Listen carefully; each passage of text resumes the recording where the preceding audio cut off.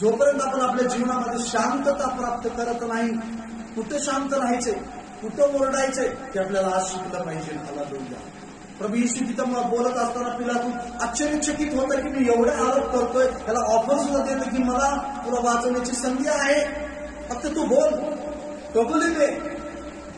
येशूने कुठलाही गुन्हा केलेला नसताना सुद्धा त्याला कुर्सावर टाकून मारण्याची वेळ आलेली आहे.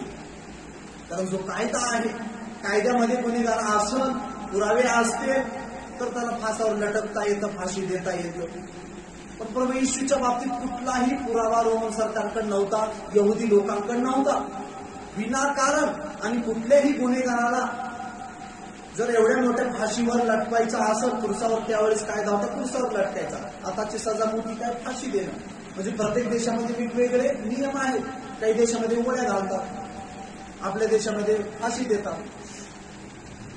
काही काही देशामध्ये वेगवेगळे कायदे आहेत. हालेलुया. तसं काहीच असा कायदा म्हणजे गुन्हा प्रभू ईश्वर नव्हता की त्याला असं मोठं काहीतरी कांड केलं आणि त्याला पकडून त्याला सजा देण्यासारखं. यहुदी लोक पण चिडले.